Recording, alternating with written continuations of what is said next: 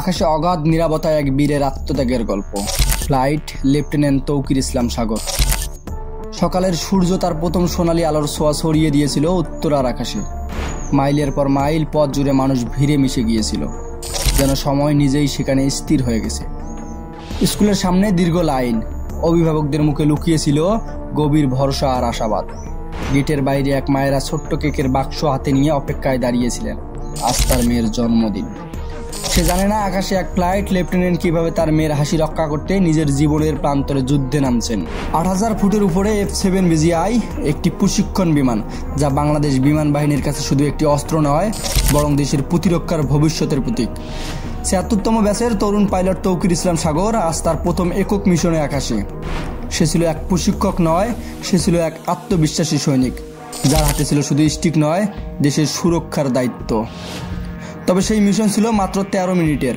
দুপুর ১টা নাগাদ যখন বিমানটি টেক অফ করলো, তখন কেউ বুঝতেই পারেনি সেই মুহূর্তে কত অন্ধকার তাদের জীবনে ঢুকে পড়বে। কন্ট্রোল রুম থেকে বারবার সংকেত আসছিল, mechanical failure, immediate action required, eject করো। কিন্তু তৌকিরের মন অন্যরকম কাজ করছিল। কিন্তু ব্যর্থ চেষ্টা। এই নৈতিক সিদ্ধান্ত ছিল এক ফ্লাইট ম্যানুয়ালের বাইরে, ছিল এক অসাধারণ মানবিকতায় বোনা চেতনার ফল।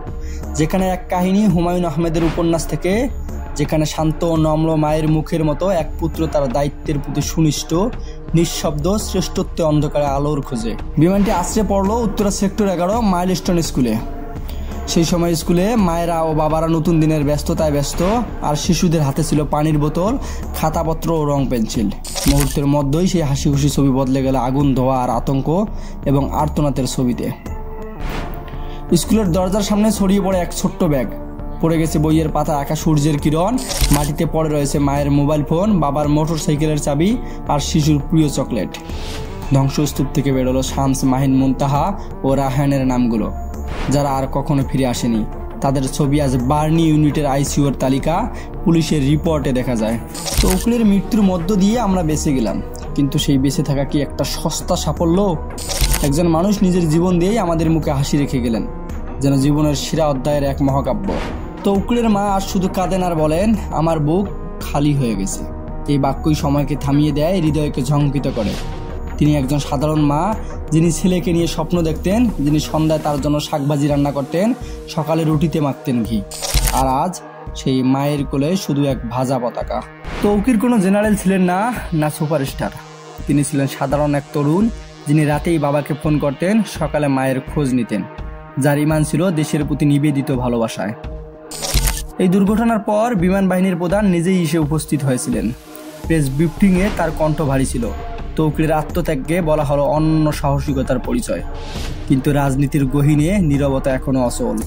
কেউ বলেনি কেন এত পুরনো মডেলের ট্রেইনার এখনো ব্যবহার হয়, কেন নতুন বিমান কেনার বাজেট নেই, কেন বেসামরিক এলাকার উপরে এত কম উচ্চতায় চালানো হয় অনুশীলন।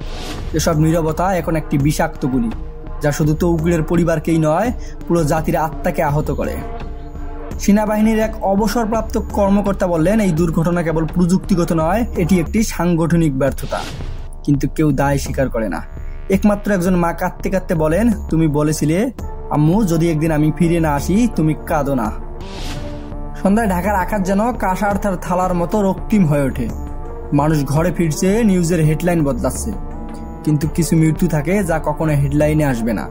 হয়ে যাবে নিঃশব্দ দীর্ঘশ্বাস, হয়ে যাবে ইতিহাস। তৌকির ইসলাম সাগরের ছবি এখন দেশের স্কুল, কলেজ, অফিসে দেখা যায়। কেউ কেউ প্রার্থনা শেষে তার জন্য দোয়া করেন। ছোট্ট একটি ছেলে হয়তো আজ থেকে বলতে শিখছে, আমি বড় হয়ে তৌকির স্যারের মতো পাইলট হব। তৌকিরের মা আজ কম কথা বলেন, শুধু মাঝে মাঝে ছেলের পুরনো চিঠি পড়ে চোখ বন্ধ করে আর মনে মনে বলেন, তুই দেশের জন্য বেছে নিয়েছিলি জীবন। তার নাম হয়তো বইয়ের পাতায় সযত্নে লেখা হবে না, হয়তো জাতীয় দিবসে কেউ ফুলও দিবে না, কিন্তু ইতিহাস যা লেখা হয় অদৃশ্য অশ্রু দিয়ে, সেটা কখনো মুছে যাবে না। তৌকির ইসলাম সাগর ছিলেন একজন পাইলট। তিনি নিজের প্রাণ দিয়ে অন্যদের প্রাণ বাঁচানোর চেষ্টা করেছিলেন।